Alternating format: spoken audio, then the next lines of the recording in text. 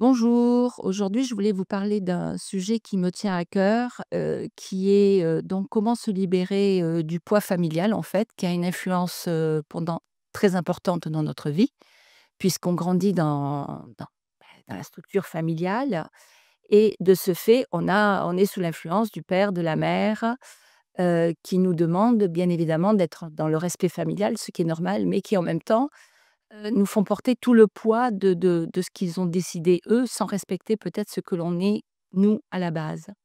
Alors la difficulté que l'on rencontre, c'est qu'en grandissant, on est toujours dans la culpabilité de cette famille. Donc ça veut dire que, si on n'est pas dans leur fonctionnement, on va nous dire que nous sommes irrespectueux, on va nous dire, «Oui, mais c'est moi qui t'ai élevé, tu respectes pas ton père, tu respectes pas ta mère», parce que votre opinion ne peut pas prendre la place de leur opinion à la base. Donc en fait, on grandit avec un poids et ce poids vous empêche d'être vous-même. Donc vous grandissez dans une forme de culpabilité. Alors attention, il y a des familles qui fonctionnent très bien, hein, c'est pas toutes les familles qui fonctionnent comme ça, heureusement, mais beaucoup de familles fonctionnent comme ça et je vois au niveau de ma clientèle, beaucoup de mes clients, justement, viennent et me disent: «Je ne peux pas dire non à ma mère, je ne peux pas dire non à mon père parce qu'ils m'ont élevé», donc culpabilité, c'est ce que je viens d'évoquer. C'est eux qui m'ont apporté ceci, c'est eux qui m'ont apporté cela. Je ne veux pas les faire souffrir. Alors quand on me dit: «Je ne veux pas les faire souffrir», êtes-vous sûr de ne pas les faire souffrir eux? Ou êtes-vous sûr de ne pas souffrir vous, par culpabilité? Ça, c'est une question qui est très importante parce qu'en règle générale, ce n'est pas eux que l'on fait souffrir, mais c'est nous que l'on fait souffrir. Alors tout ce fonctionnement du poids sur nos épaules nous amène aussi à être, à développer, si vous voulez, des problèmes qui peuvent être psychologiques, mais qui sont aussi physiques. C'est-à-dire, vous pouvez vous déclencher des douleurs, vous pouvez avoir un appétit différent, important ou moins important. Vous pouvez, être gêné face, à plusieurs situations, pas confortable avec vous-même parce qu'il y a toujours cette culpabilité qui vous empêche donc de vous libérer et d'être vous-même. Alors, qu'est-ce qu'il faut faire dans ces cas-là? Il faut déjà se faire accompagner. Quand on prend conscience que on ne peut plus supporter ces réunions de famille où on est obligé de se taire et où on ne peut jamais exprimer ce qu'on a besoin d'exprimer parce que, ben, il y a un veto, hein, on n'a pas le droit. C'est comme ça, c'est les règles familiales. Donc ça c'est compliqué. Donc qu'est-ce qu'on peut faire pour dépasser tout ça? Alors vous faire accompagner est une priorité. Mais hormis de vous faire accompagner, c'est important aussi de dépasser vos peurs, de dépasser vos doutes, d'accepter, pas forcément une confrontation, mais d'accepter petit à petit de dire: «Bah, tu vois, tu viens de me dire que, mon métier ne correspond pas à mon éducation, à tout ce que vous avez fait pour moi et pourtant dans ce métier, je m'épanouis. Mais voilà, j'ai choisi de mener une vie comme ça parce que cette vie me convient». Donc il faut accepter d'imposer ce que vous choisissez vous, mais pour ça, il faut dépasser vos peurs et la culpabilité. Donc c'est un chemin qui est long à faire, c'est un chemin, qu'il faut faire petit à petit, mais ce chemin, il est très important de le faire parce que c'est toute votre vie qui est engagée sur votre poids de culpabilité qui est transmis par la famille. Alors vous pouvez y arriver tout doucement, en essayant de discuter, peut-être avec votre maman, avec votre papa, peut-être avec le parent qui est le plus ouvert ou le plus compréhensif dans la situation. Il peut y en avoir un des 2, heureusement. Si vraiment il n'y a aucune possibilité d'échange, après avoir fait plusieurs tentatives, il vous reste une solution, c'est prendre du recul.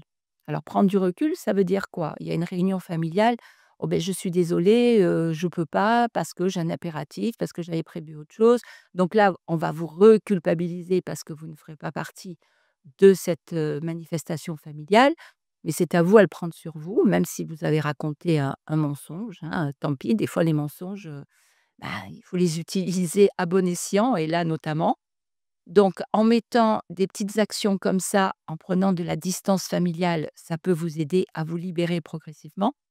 Mais parfois, il faut avoir le courage de couper. Alors, on peut couper momentanément, on n'est pas obligé de couper tout le temps et définitivement. Juste le temps de se récupérer, le temps de se libérer en se faisant, si possible, accompagner au travers de lectures, au travers de vidéos, même au travers de la méditation pour, s'apaiser, sortir de vos angoisses, sortir de vos colères. Parce que souvent, le fait d'accepter ce fonctionnement, ça nous met en colère. Mais ça nous met en colère contre qui? Ça nous met en colère contre nous-mêmes. Alors on pense qu'on est en colère après la famille, mais non. Si vous réfléchissez bien, c'est après vous que vous êtes en colère, parce que vous n'arrivez pas à surmonter cet obstacle. Et le problème de cette acceptation de fonctionnement, vous pouvez le retrouver aussi dans votre domaine professionnel. Parce que comme vous êtes dans une forme de soumission, cette soumission, vous pouvez aussi l'appliquer dans votre travail inconsciemment. Et c'est comme ça que vous pouvez subir, bien évidemment, la difficulté d'un responsable, d'un supérieur qui va vous imposer certaines tâches auxquelles vous n'allez pas pouvoir répondre, c'est-à-dire répondre non, parce que vous êtes dans une soumission et dans un schéma familial qui vous a amené à ce comportement. Donc il faut que vous réfléchissiez à tout ça. Il faut sortir de vos peurs et ça, c'est super important. Il faut prendre conscience et accepter cette conscience. Parce que si vous prenez conscience, mais que vous ne l'acceptez pas, vous ne pouvez pas vous en sortir. L'acceptation est quelque chose d'énorme, la mise en place est quelque chose d'énorme. Toutes les petites actions que vous pouvez mettre pour sortir d'une famille toxique sera bénéfique pour vous. Vous allez me dire: «Mais comment voir qu'une famille est toxique?» Mais la famille est toxique quand elle est dans des reproches permanents, quand elle est toujours en train de vous solliciter, quand elle n'écoutera pas ce que vous avez à dire, quand elle vous imposera ce qu'elle a décidé. Alors quand je parle de la famille, c'est général, ça peut être le père, ça peut être la mère, ça peut être aussi un oncle, une tante, une grand-mère, peu importe. Mais ça, c'est à vous à le détecter. Qui est le plus toxique et qui m'envoie tous ces schémas à longueur de temps?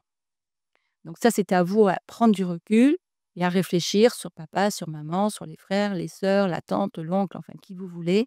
Mais c'est un point qu'il faut faire.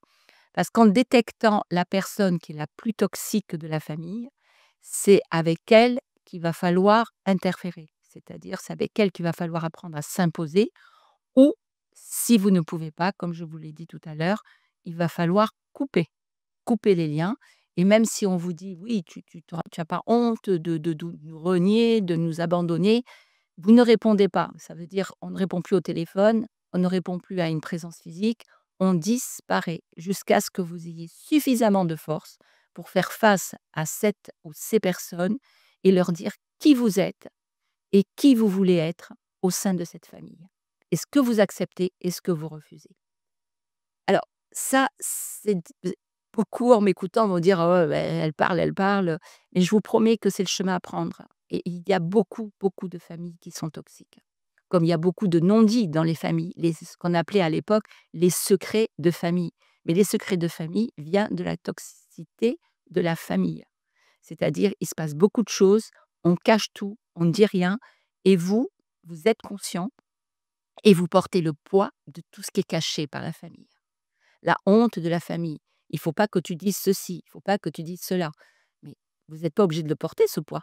Si ce qu'on vous demande de cacher ne vous convient pas, on ne vous dit pas de le faire passer à la télé ou dans les journaux, mais sortez de là.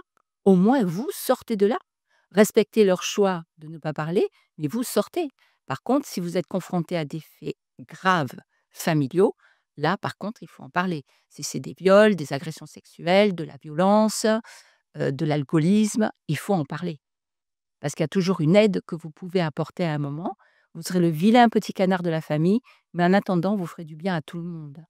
Donc c'est très, très important que vous sortez de ces liens familiaux, que vous sortez de cette partie toxique de votre vie, parce que vous allez reproduire les schémas avec votre famille. Vous allez vous dire: «Je ne reproduirai pas», mais à un moment, vous reproduirez si vous ne guérissez pas. Donc tout ce qui est émotionnel doit être guéri et la toxicité familiale doit être guérie. Voilà ce que je voulais vous dire, pour aujourd'hui. Je vous donne rendez-vous, prochainement pour une autre vidéo et n'hésitez pas à me contacter. Vous avez les liens en dessous et je vous dis à très bientôt.